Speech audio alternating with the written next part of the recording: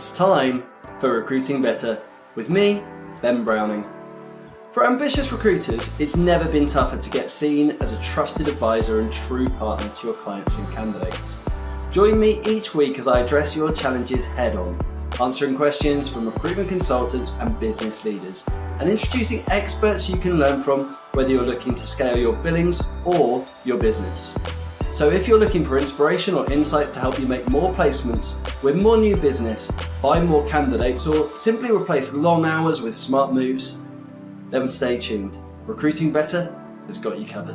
Hello and welcome back to another episode of the Recruiting Better podcast with me, Ben Browning. This week we're going to be digging into one of the core techniques that you're going to need to ramp up your business development process to make it more effective and to optimize the amount of commitment and engagement that you get from your clients when you come to sell to them. That technique is the discovery meeting, and through this session and through this show, I'm going to be breaking down that technique in full with you so you have a real understanding of how to come away from sales meetings with your clients with the best possible relationships. That in many cases will mean that you're able to get better terms with your client, be those selling retainers and getting your client to make commitments to pay you up front, or all the way through to multi-hire deals or multi-month contracts where your client says that they're happy to work with you over a period of hires on an exclusive basis, or maybe even over a period of months on an exclusive basis too. The discovery framework that we use is really important to understand. It's an important part of sales methodology. It's the cornerstone of taking a client from curious to committed, and it's essential for you to be able to really secure highly collaborative and highly loyal clients. And that's going to be our key focus. It's our key focus in everything we do, right? So when I'm coaching people and showing people how to build sales playbooks, whether I'm training people or mentoring recruiters, the fundamental thing that we're driving for, the thing that really makes a difference for them, is how collaborative and how loyal their clients are. Collaboration means that you increase your fill rate, you maximize your fill rate so that you're filling as many jobs as possible for the ones that you're working. The difference between having a 20% fill rate and a 60% fill rate will triple your billings. So it's really important to focus on that. The second piece, loyalty, will dictate how many roles you get brought and how well your client opens up to you and works with you over time. So if you're looking at clients who hire on multiple occasions through the year, rather than shooting to work on their first opportunity, getting your foot in the door and sealing spot business by working one role at a time, you really want to be thinking about what is your strategy for securing all of their business or all of their business for a period of time. So 6 months or 3 to 5 hires is typically the way that we think about approaching this. Now, discovery in itself doesn't make a huge amount of sense as a standalone concept. You need to understand where it sits in the recruitment process, in the sales process, because for most recruiters, the idea of discovery is not quite what it sounds. They think that discovery is where we do the job briefing, where we better understand what a client needs from a role, maybe even where we start to understand what a client better needs from a recruiter, but it's all very role-centric. It's very tangled up in this idea that your client's got a live requirement. However, if you've been listening to the show and if you've caught earlier episodes, you'll know that the business development approach that cuts through most in this era is buyer-centric, and it's got nothing to do with whether they are ready to hire or make a hire right now, nothing to do with whether they've got a live vacancy, and everything to do with how you set a contingency plan in place, how you set an agreement in place for long-term transformation of their hiring rather than being transactional. To give you some concrete definition around that, transactional simply means you're focused on placing a candidate or making a hire or helping a client with a vacancy, whereas transformational really thinks about changing the way that they're going about hiring, making meaningful changes, making meaningful additions to the steps they take in their hiring process. That is less complicated than it sounds, but it's made all the easier with the right discovery and sales meeting process. So if discovery isn't about job briefings, and it isn't even about how your client kind of works with you in a particular role, what is it? Well, let's go back a step to cold calling, emails, and your sales outreach.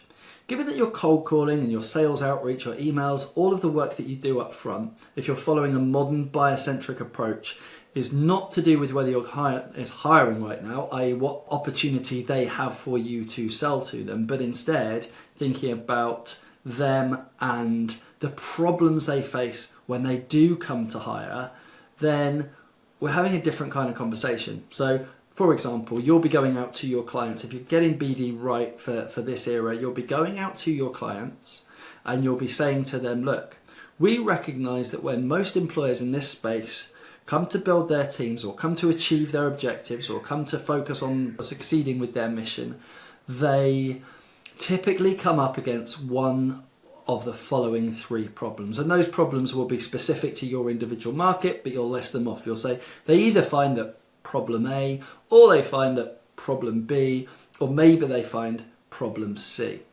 Does any of that resonate with you? At this point, your client is telling you that they do have a problem. Through the rest of your prospecting conversation, you'll unpack that to find out how serious that problem is and whether it's serious enough that they want to spend more time with you hearing about potential solutions. Not necessarily your solution, but the way that other businesses have gone about solving that kind of challenge. At that point, we've brought your client into this meeting scenario. We've booked some time with them. And over the next 30 minutes or so, I'm going to break down for you what you can do with that time in that sales meeting to get the best out of it, to come away with highly committed, highly loyal, highly collaborative clients. One question that comes up around this topic is why you want to meet a client who isn't actively hiring. But that's kind of the wrong way to think about it. In fact, if you're asking that question, you might be thinking about short-term revenue placements and deals right now. And if that's the case, then you're better off focusing on your delivery model and how you're collaborating with clients where you've got existing roles on. New business development is always about pipeline, and you should be thinking about 3 months or 6 months out. And when you meet clients who aren't actively hiring, the reason that you do that is because you want to get ahead of the curve. The analogy that I use here is when someone's kitchen is on fire, they will pay more for a bucket of water, i.e. a quick fix, than they will for a sprinkler system. If your kitchen's on fire, you're probably not in the market for a sprinkler system. You're a little bit too late for that, but a bucket of water will alleviate your immediate problem. However, the amount of money that you're ultimately going to invest, the amount of investment that you're ultimately going to make in a sprinkler system will typically be greater than the amount that you pay for a bucket of water. So what we want to do as recruiters is we want to sell our client a preventative measure. We want to sell our client a system, an approach, a methodology for hiring that prevents them ever getting into that problem where they're firefighting. When your clients tell you that they've got problems with hiring, they almost always stem from the job briefing and the way that they think about hiring and the things they do before that hire becomes immediately required. Usually when you take a job brief, the longer that the client has waited before doing something about it, the more agencies they've spoken to, A, the harder it is for you to fill, and B, the less likely the client is going to get the result they really want. So we want to be in there first. We want to be in there exclusively, and that means starting conversations before your client's hiring. And if you're only targeting businesses who hire 4 to 10 or more times a year, then you know that your client is going to bring you business sooner rather than later. And that's crucial. When we do that, when you win agreements with clients who hire several times per year, you're getting ahead of the curve, and it means that you know you've got pipeline going into the next few months. So this is a really important part of the process, a really important part of your understanding of the sales journey. We've gone through outreach, which has understood that your client has a problem, but the fact that they're not hiring right now is irrelevant to the fact that you want to meet them. Because you're going to talk to them about those problems. You're going to talk to them about what they've done about those problems, what they've tried to do to solve those problems. You're going to talk to them about the value of those problems, the impact those problems are having on them. And then you're going to ask them whether it's worth discussing and trying to build together some kind of solution that they can believe in, but when they need to hire next, they will come to you. Of course, for the businesses who hire most frequently, that next hire isn't going to be far away. It could be a matter of weeks or maybe just a month or so away. But for those businesses that only hire a couple of times a year, you might have to wait a little bit longer. The key is to get that agreement in place so that you are the only person they reach out to when that role arises. Discovery frameworks and discovery meetings are, as I say, the crux of this process. So let's get straight into how you run an effective discovery meeting. Firstly, we're going to start with an opener that sets control and sets the tone for the meeting. This is the R in our RESPECT framework. So RESPECT is an acronym that we use to follow through the process, and I'll take you through it today. But the first part is R for rapport. And we establish rapport not by being chummy and friendly and trying to socialise with the client, but by setting a really clear, direct and effective messaging and tone for the whole of the meeting. So it might sound something like this. Hi Will, we've got 60 minutes set aside for the meeting today. In that time, what I'd really like to achieve with you is to leave you with total clarity as to whether you believe we can help you going forward. And in order to do that, I'll need to get some more understanding of the problems you face when you come to hire, as well as some of the solutions you've attempted to try, and some of the impact that those problems have on you and your colleagues and your business. Then I'll be able to share some relevant examples of the types of ways that we've seen other businesses overcome these challenges in the past and the ways that we've helped them. And at the end of that process, if I've done my job accurately, you'll have enough clarity to make a decision to determine what you want to happen next. Through this meeting, you may decide that you can't see yourself working with us and we don't have the solution that you feel you really need, in which case I'm hoping that you'll be comfortable in letting me know. Equally, as we go through the meeting, it may be that I decide that I can't help you with the challenges you're facing, that our solution isn't set up to do that, and if that's the case, I will let you know. Is that going to be a problem? And then finally, if neither of us decide this can't work, if we both think that this has got some legs to it, what I propose we do is take the final 10 minutes of the meeting to talk about what those next steps should be and how best we can proceed. Is there any reason we shouldn't do that today? So now I've taken control of the meeting, I'm going to ask them a simple question that simply says, cool, so look, it's been a couple of days since we last spoke. Has anything changed? Or is there anything that's high on your agenda or that you'd like to prioritise for us to talk about today? In creating this template and creating this framework and setting our stall out in that way, we've made it really transparent about what the meeting is trying to achieve. We've focused the client on the intent for the meeting. We've also made this meeting all about them and their understanding and their clarity. We haven't said, look, I'm going to try and use this hour to persuade you to buy from me. No, but it's all about transparency, clarity, and leaving you with the ability to make a decision. What I've also done there is I've said, no is an okay answer. If you tell me no, that's fine. And if you don't tell me no, we should agree a next step. What that removes is any doubt. What that removes is the chance for a maybe. And as you've heard me say before, if you listen to the show for a while, maybes are a real disaster in sales. A maybe means that as a salesperson, as a recruiter, you've not done your job properly. Maybe is a lack of information, and your job is to get that information to reach a decision. There are times where a maybe could be okay to an extent. If the client says, well, look, we may be able to move forward, but we'll need to bring another stakeholder into the process. You then ask, well, is that something you want to do? Is that something you think we should do? And if they say yes, then you've reached a decision point. Like, there may be about working with you, okay, but they're positive, they've made a decision in your favour to move forward. They might also say, no, I don't think that this is something worth taking to my boss, or I don't think this is something worth exploring with other decision makers or just exploring any further. And in which case, again, you've got to a decision. So when we talk about getting to a decision through the sales process, we're not necessarily talking about a final decision, the agreement to work with you. It could be that we're just taking a stepping stone. And that's really important part of the process too. When I went through those elements, you'll have noticed that I talked about the amount of time that we had set aside for the meeting. We've got 60 minutes. The purpose, to leave you with total clarity. The topics that I'm going to cover. So I want to talk to you about your problems, what you've done to solve it, the impact, and then talk about some potential solutions for you. And then the outcome, which is you'll either say no or you say yes, or you'll either say no or we'll agree the next steps. And then finally, I've flipped it back to them and their agenda. That sharing of control and that leaving it feeling like a really collaborative process. If you start all of your sales meetings that way, the chances that you reach a decision, the chances that you get to the outcome that you want increase massively.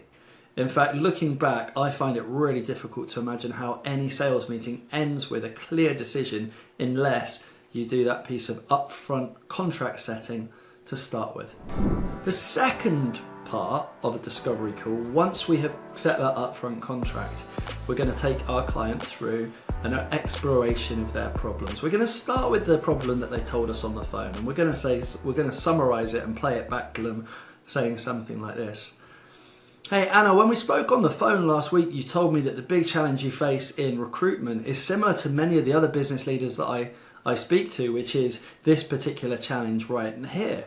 And you mentioned that that's maybe having some impact around the team and around your relationship with the senior leadership team. Can you tell me a little bit more about that? Can you expand on those points and tell me whether there's anything I've missed in that summary? So now I'm getting to understand that problem in more detail. I'm really getting to understand exactly what's going on. We're also going to want to ask some questions about the context in which this situation sits. So we might be asking our client something like, okay, Anna, so I understand a little bit more about the problem. Tell me more broadly, what is it you as a business and as a team are trying to achieve at the moment? What is the mission you're on? What are you really focused on? Is it, as it is for some of my clients, this particular problem, this particular mission that you're on like this? Or is it actually something else? Actually, you're on a different mission, and that would be, give an example.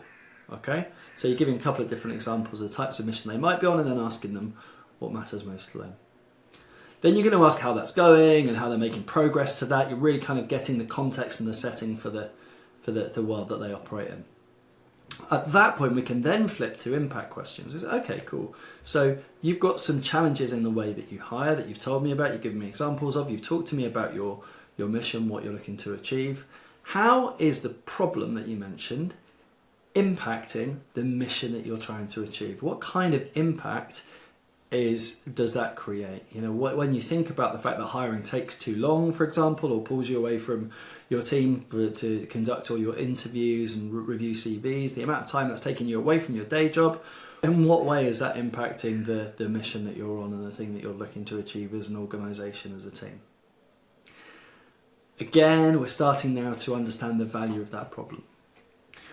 Further impact questions. As we go a little bit further, we're going to be asking things like, okay, what would the impact of this be if you don't do anything differently? If you keep going the way you are for the next 3 to 5 years, where do you end up? Where does this leave you? Really painting a picture of a potentially negative future. We can then ask the same question for change. And look, what if you fixed this problem? What if you were able to find a solution? If you were able to fix the way that hiring works in your organisation, if you were able to find a better strategy, what would that do for you? Where would that leave you in 3 years' time, 5 years' time? Or let's say we fixed it. Let's say we fixed it immediately. Let's say we were able to get a result for you in the next 12 months. What would that do for you, the business, the team? Really painting that picture. What we've done there is we've identified the gap. And if you haven't read Gap Selling by Keenan, then I highly recommend going out and grabbing a copy and following his LinkedIn content as well, because he's excellent, really outspoken, really dynamic, and a great person to follow.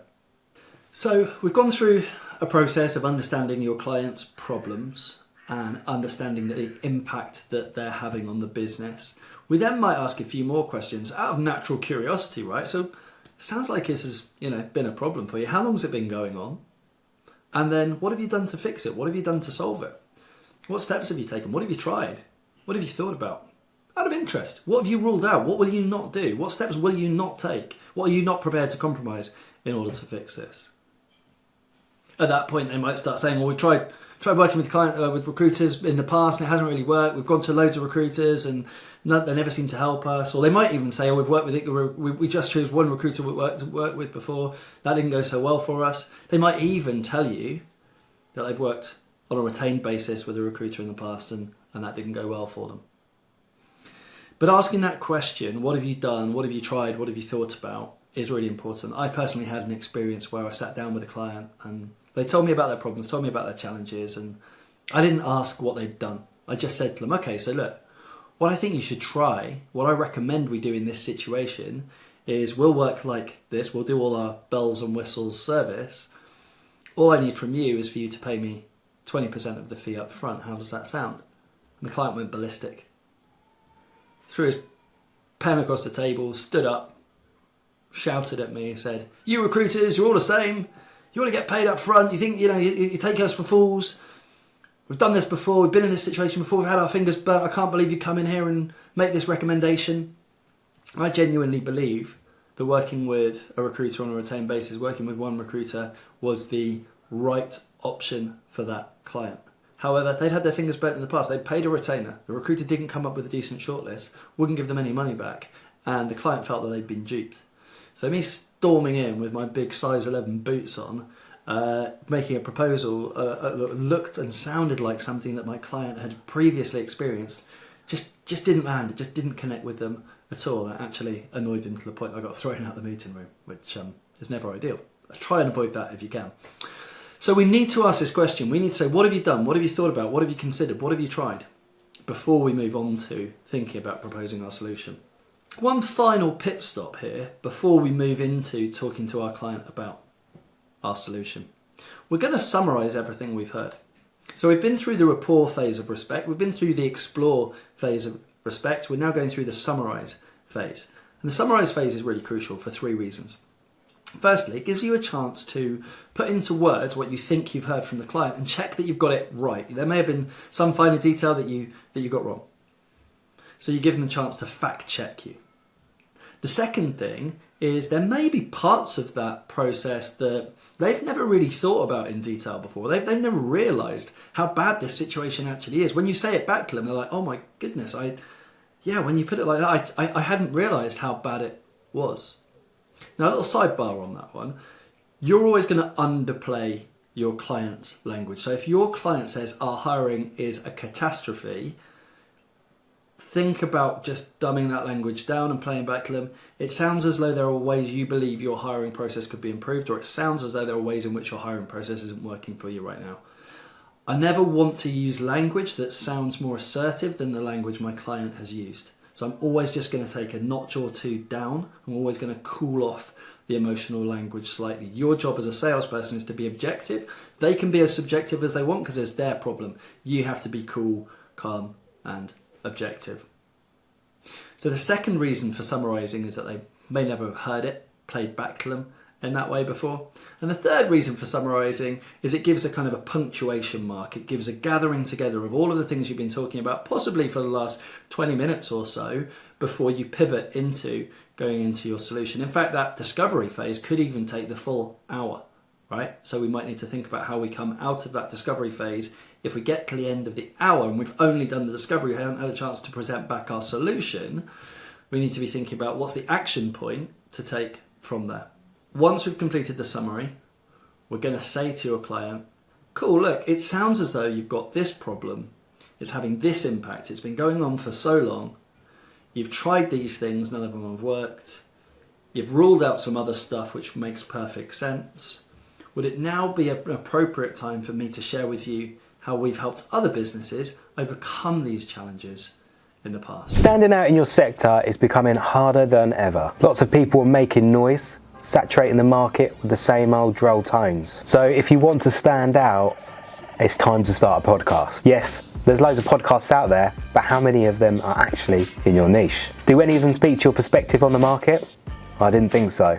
Podcasting not only sets you apart as an innovative thinker in your market, it is great content for repurposing. Here at SearchStat, we help you become the voice of your industry. We can stretch your content and turn it into a content goldmine, leveling up your personal brands and recruitment marketing in the process. Sounds good, doesn't it? Well, to find out more, head over to searchstat.co.uk/podcasts. What we've got here is the fundamentals of a really effective sales meeting, right? So we started with setting the scene. We've laid out what we're trying to achieve, how we're going to go about it, and what the outcomes are, including removing maybe from the table. We are looking to get to an outcome in this meeting. This meeting has a purpose to it, and God, I'm sure all of us are fed up with the number of meetings we have to attend where there's no particular outcome and no particular decision. So telling your client up front that we're going to use today an effective manner to come to a decision, give you enough clarity to make a decision in your own right, absolutely the right way to go forward.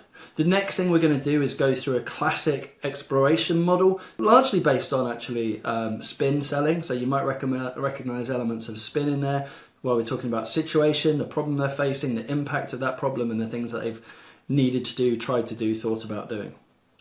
We then summarised.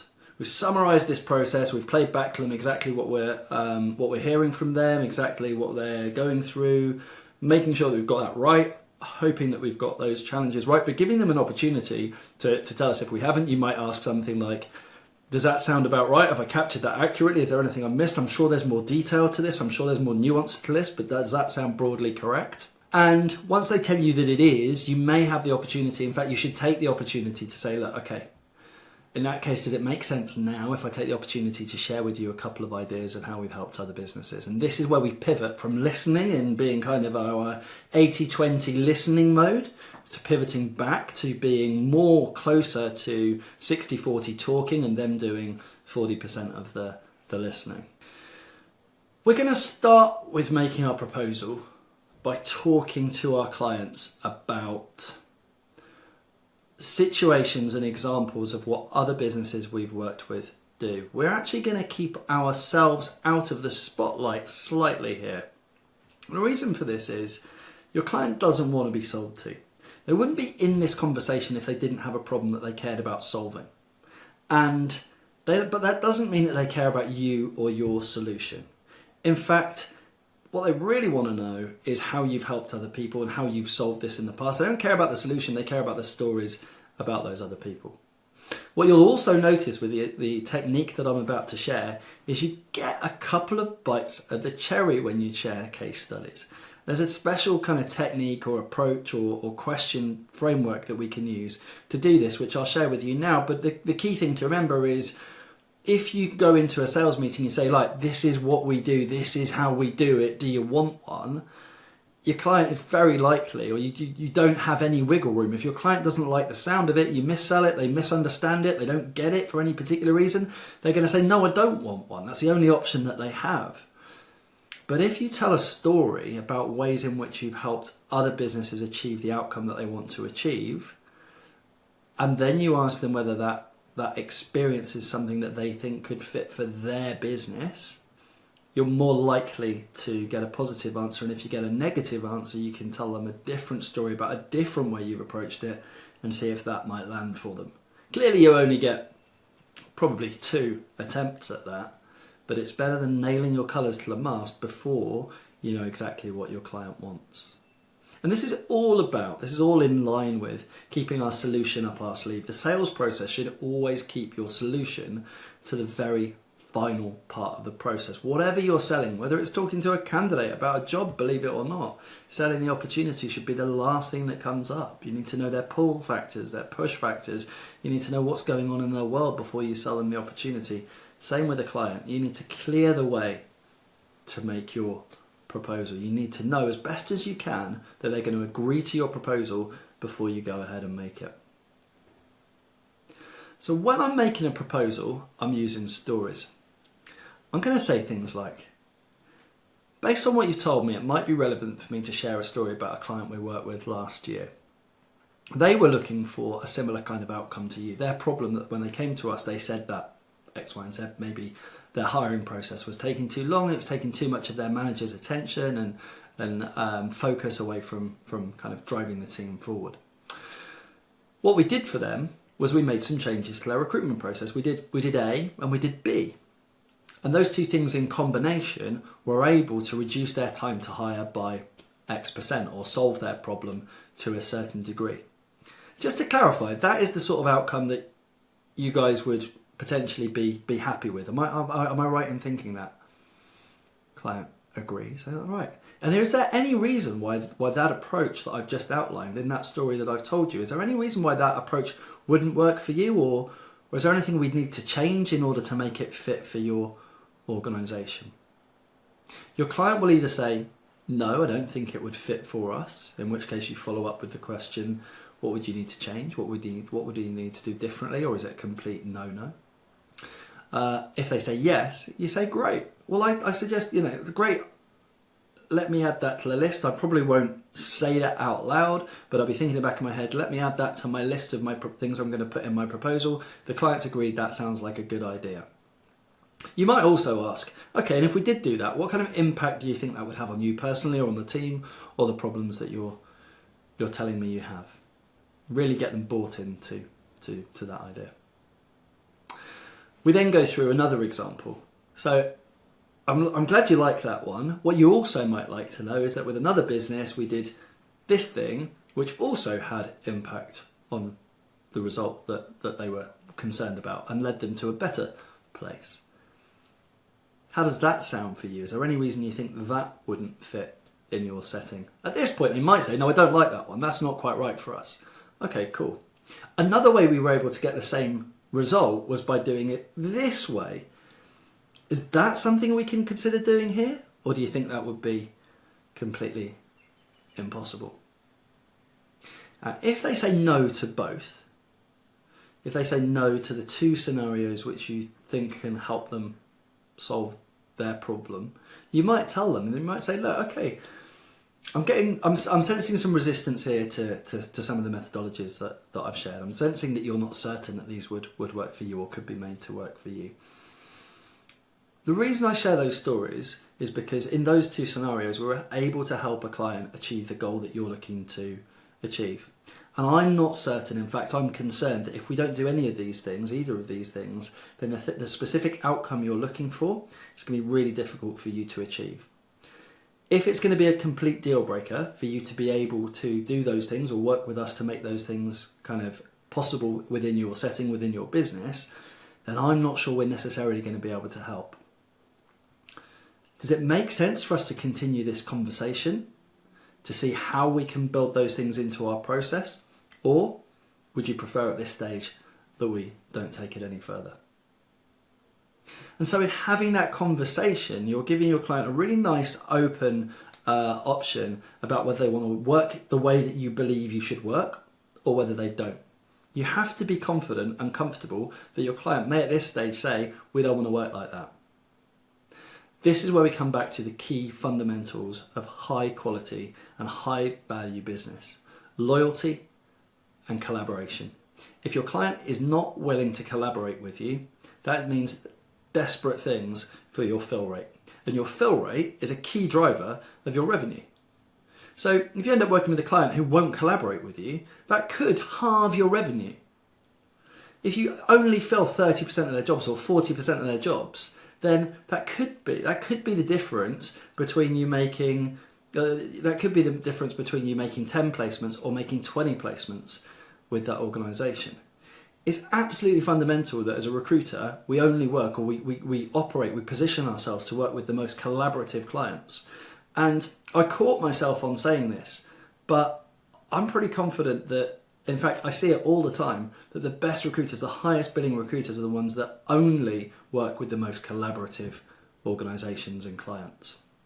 Really important thing to think about. If you're making a proposal to your client and they say they don't want to work in the way that you're offering, it's difficult.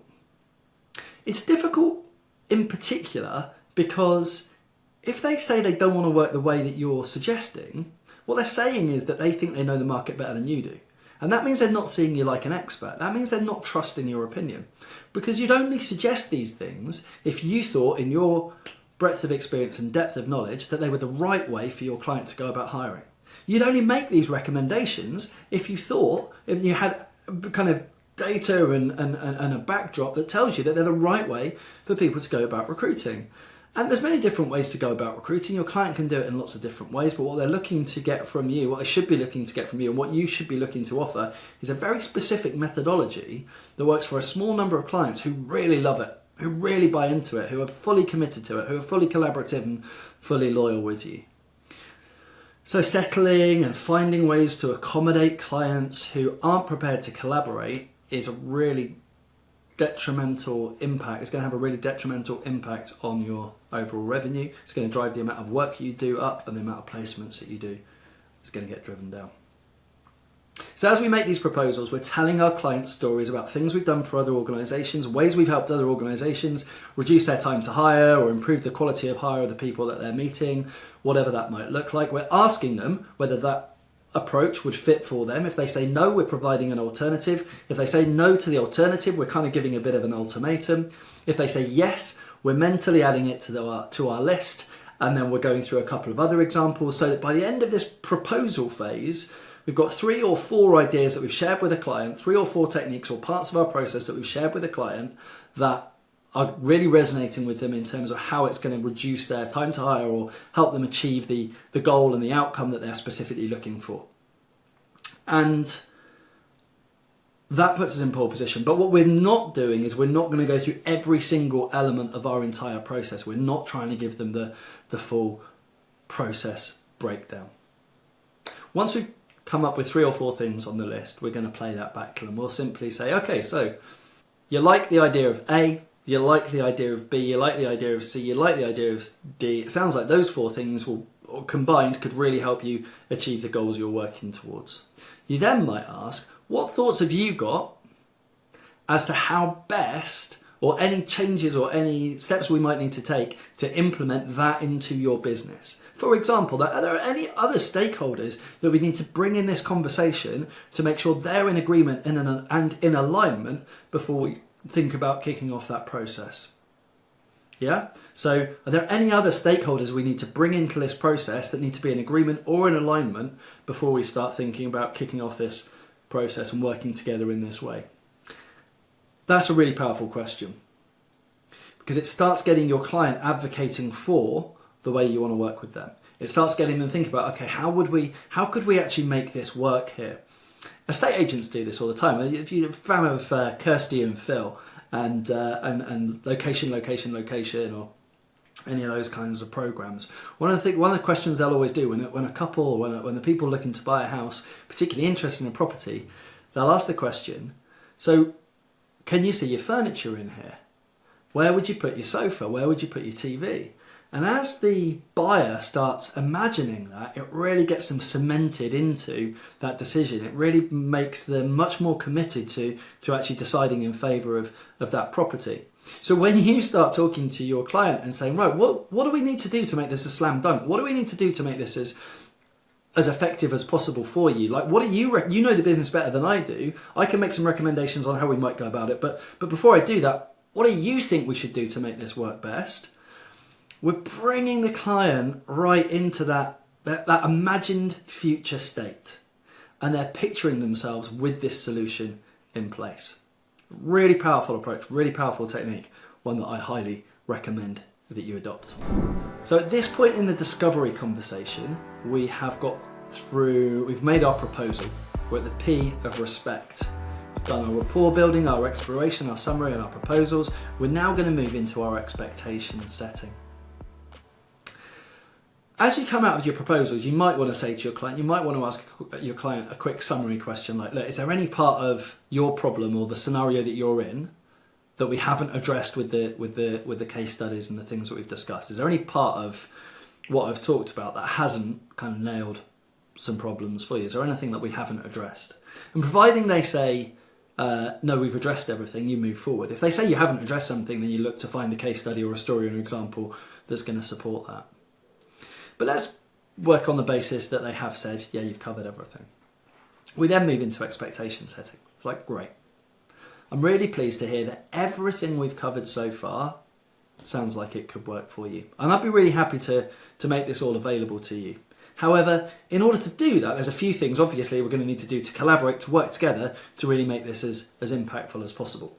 Now, most of our clients will work with us upfront to get all of the stakeholders aligned. So we'll typically bring in at this stage the head of HR, the head of operations, or whoever the operational business lead is, someone really senior from the senior leadership team, and maybe the impacted or effective hiring managers. So you've got really like the nucleus of anybody who could scupper any deals or say yes or no to any hiring processes that you get involved in.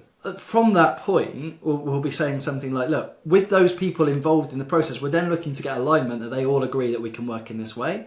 Will you also use that team to, when it comes to any specific hires or specific hiring, specific vacancies, we'll then communicate with all of those people. So we're really effectively setting up a project team to support and change and transform the way you hire. Because what we often see is when we work with a single individual, a single decision maker, that can leave other people's feathers a little bit ruffled. They can maybe feel a little bit left out. And I would hate for you to be in a situation where anybody you're talking to feels in any way left out of the decision-making process.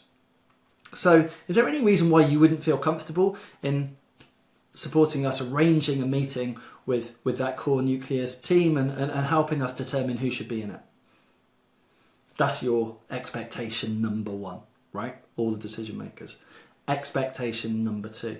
And when we look to take a job brief, it's really important to us that we've got a full and thorough understanding of your role. The only way we're going to be able to deliver the results we need to help you get, or that you're looking to get, are firstly when we've got a very clearly defined expectation about exactly what it is you need this person to do. Secondly, a selection process, the assessment process, is built for purpose. That might mean we need to do some work in updating your interview and selection process, depending on how it goes, and I'm really happy to talk you through with that. Then the final thing we need is we absolutely essentially need to benchmark your offering, the role that you're offering, the way you're offering it, the compensation that you're offering, everything else against your competition in the market, and making sure that we're presenting this opportunity in the best possible way.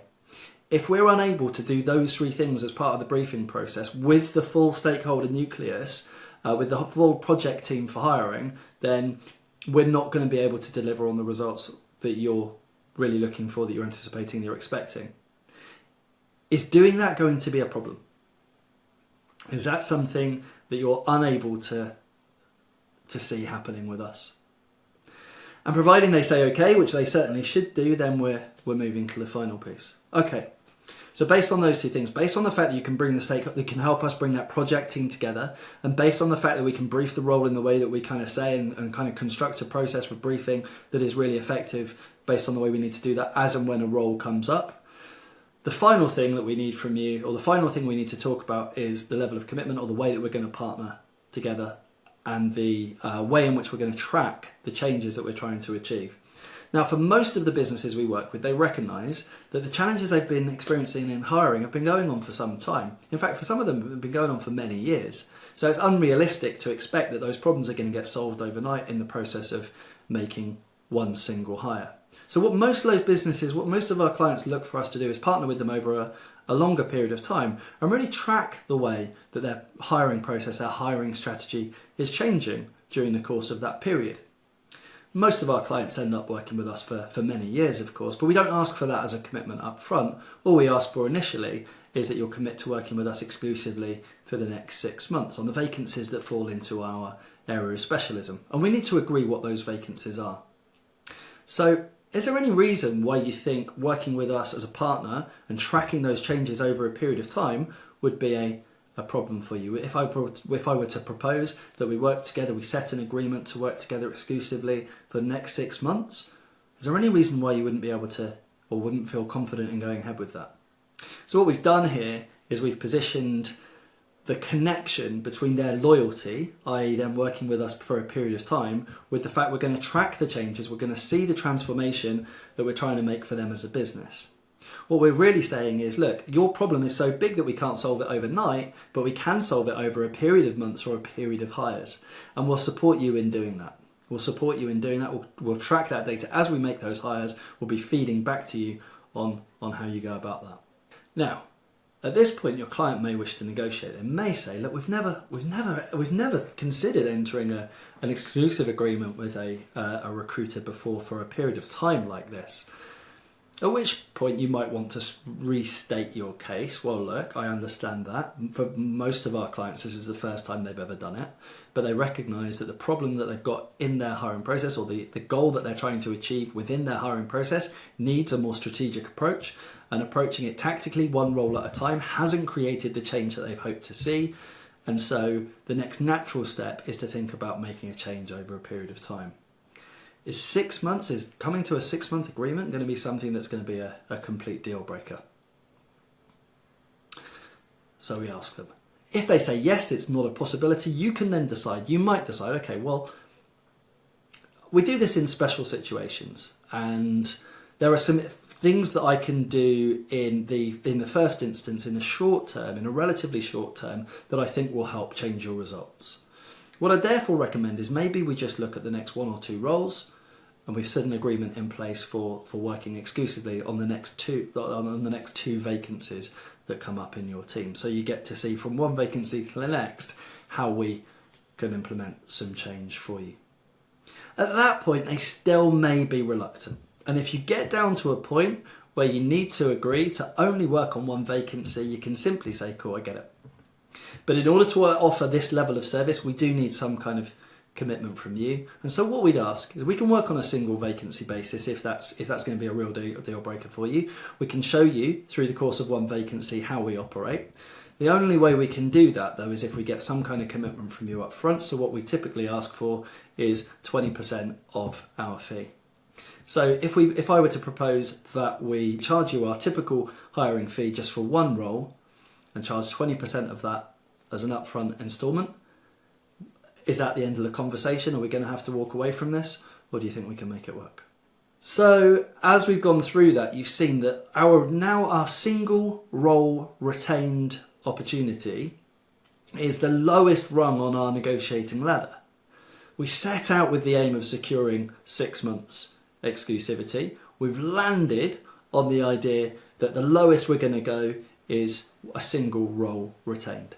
Now this is really important, because if you do get the opportunity to work on a single role retained, which in most cases you will, you'll typically get better commitment than that, but in most cases you'll at least get the opportunity to work on a single role retained, you're far more likely to get the single role retained if you've started by asking for 6 month exclusivity and come down to it, rather than pitching for a retainer as the top of your negotiation ladder. The other thing that will happen is once you fill that role on a retained basis, which you should do, and if you're struggling with that, then let me know and we can talk it over. But once you've filled that role on a retained basis, your client is then thinking, right, maybe we should look at this 6 month contract. Maybe we should look at this 6 month partnership agreement. And you're well within your rights. In fact, your client is kind of expecting you to go back and upsell to them and say, okay, look, we've done the role. We've done the one role. Now, come on, let's get serious. You've seen we've done a good job. You've seen what we can do. Let's work together for the next 6 months and see how we can change things for you over that period.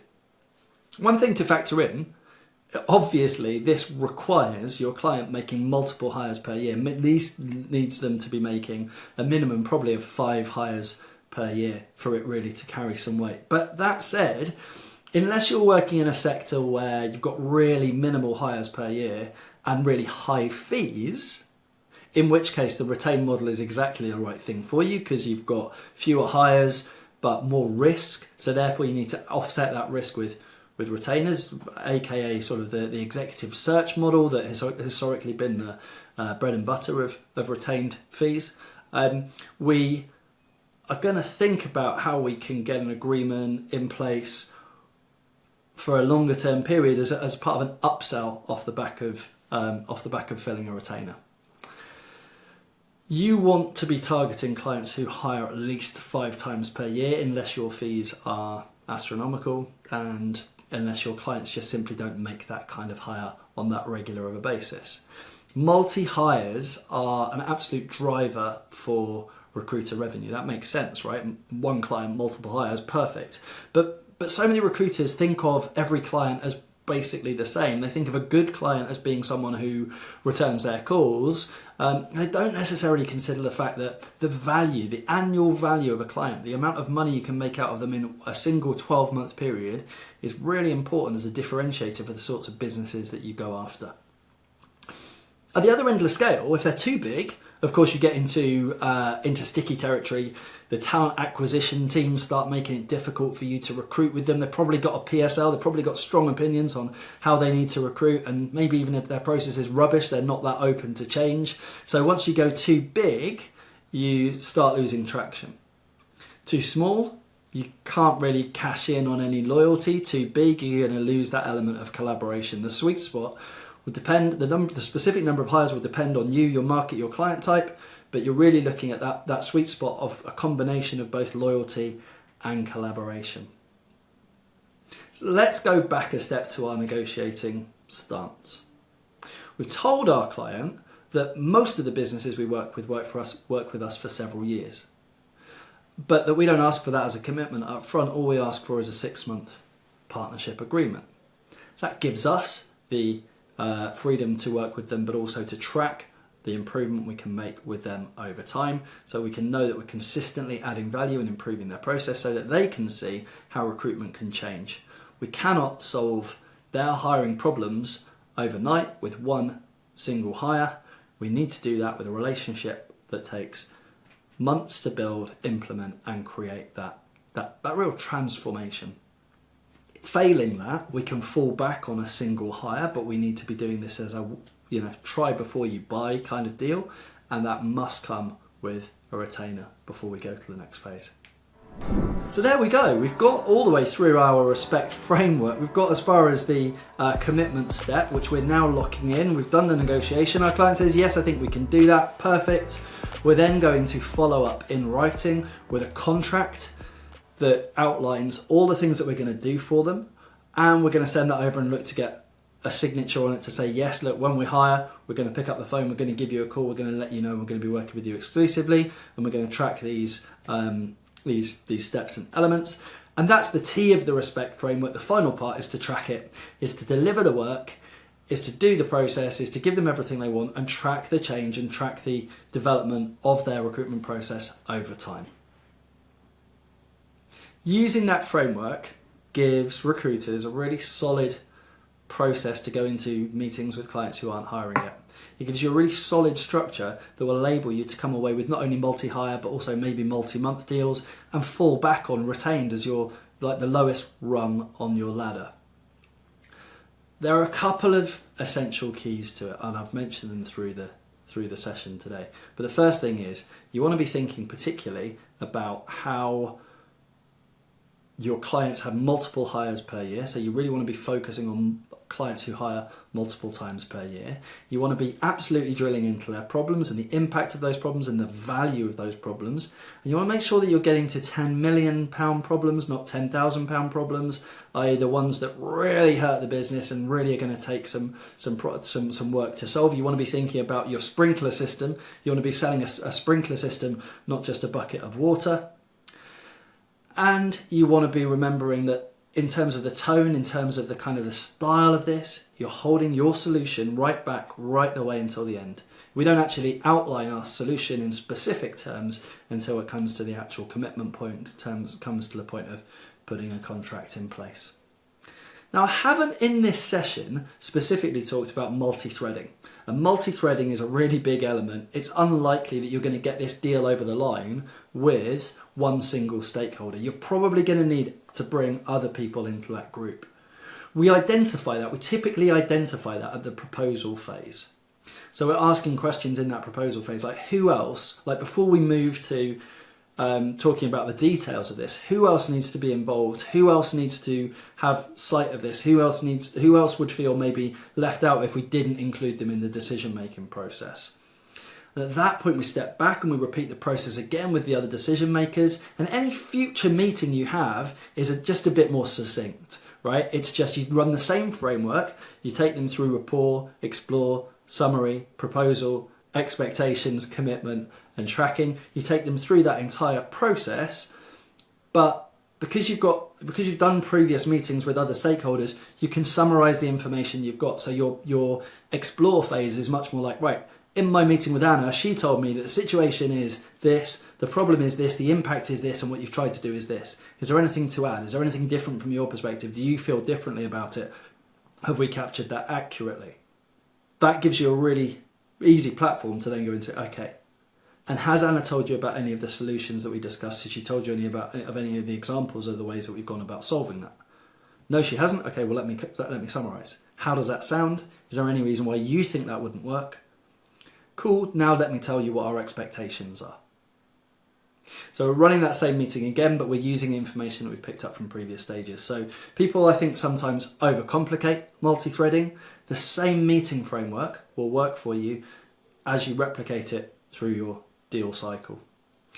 You're also way more likely to get the loyal and collaborative outcome you want if you actively and proactively hunt out people who will potentially derail the deal. So getting the CFO, getting the finance officer, getting whoever it is who's responsible for budget involved in those conversations, getting the HR, the head of talent acquisition, not just locally but internationally maybe, involved in those conversations, getting senior stakeholders and making sure that you've got the hiring managers involved in those conversations will be really effective too. That's discovery. It's vastly different from the job briefs that you take. It's vastly different from understanding what a client is looking for in terms of the candidate they're hiring, or their interview process, or the salary and the budget they're offering. It's vastly different from a prospecting conversation where you're simply trying to ascertain whether they've got enough of a problem to be making it worth meeting you.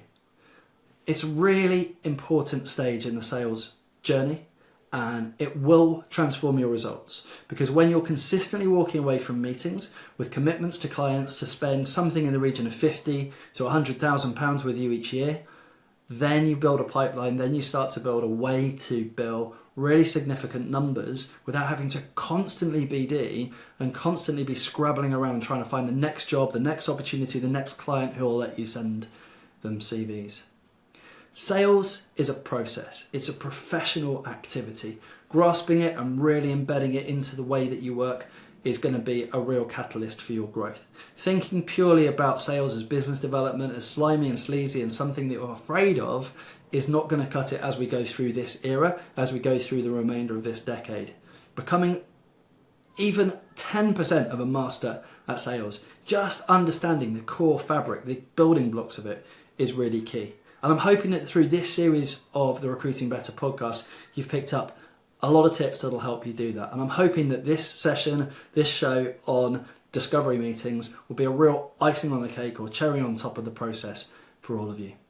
Thanks so much for listening today, and I look forward to seeing you possibly on LinkedIn, hearing from you, and of course, getting your feedback on the show. Please do give us a rating, leave us some feedback. Every comment that we get is really valuable. We're still building the show out. It's still becoming better and better. We've got some great guests lined up for the next series, and all the feedback and reviews and comments we receive from everybody who listens will really help us in making the show better in future. So thank you, and go enjoy.